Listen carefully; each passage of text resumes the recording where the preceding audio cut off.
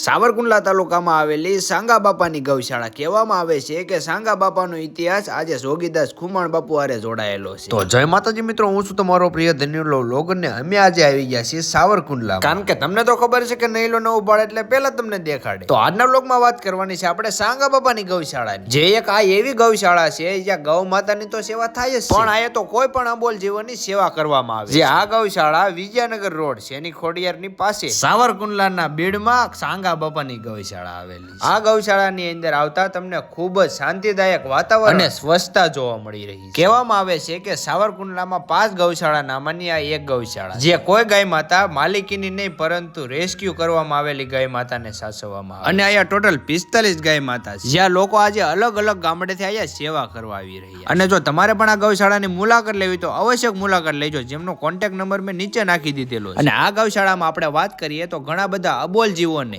સેવા કરવામાં આવે, જેમાં કબૂતરોની સેવા કરવામાં આવે અને સસલાઓની પણ સેવા કરવામાં આવે। અને હવે એ વાત કરવાની છે આપણે કે સાંગા બાપાનો ઇતિહાસ આ ગૌશાળા સાથે કેમ જોડાયેલો છે। હવે જે સાંગા બાપાનો ઇતિહાસ જોડાયેલો છે, સાંગા બાપા ગૌશાળા કહેવામાં આવે છે, એમનો શું ઇતિહાસ છે? અમે રાજગુરુ બ્રાહ્મણજી ખાચર ખુમાણ અને વાળા નામે ગોર કહેવાય, એ અમારા યજમાન છે।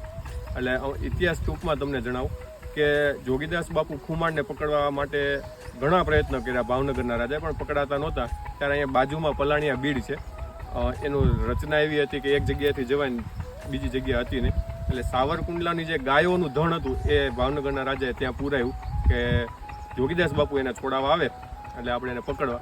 ત્યારે જોગીદાસ બાપુ ખુમાણ દાન બાપુની જગ્યામાં સમાધિ સ્થળમાં બિરાજમાન હતા, અને ત્યાં આ વાત મળી કે બાપુ આ તમને પકડવા માટે કાવતરું કરવામાં આવ્યું છે। બાપુએ કીધું કે પકડાવી જઈએ એ મંજૂર છે, પણ ગાયો ભૂખી તરસી રહે એ મંજૂર નથી।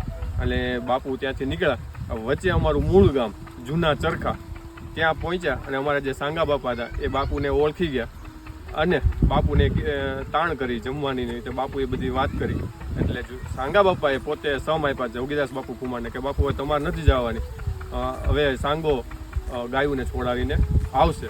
અને અહીંયા એવા ગાયોને છોડાવી, પરંતુ પોતે પોતાના જીવનું બલિદાન આપી અને આજે પણ એમની ખાંભી છે, પોતે હાજર હજુર છે, એટલે અમે એના નામની આ ગૌશાળા બનાવી.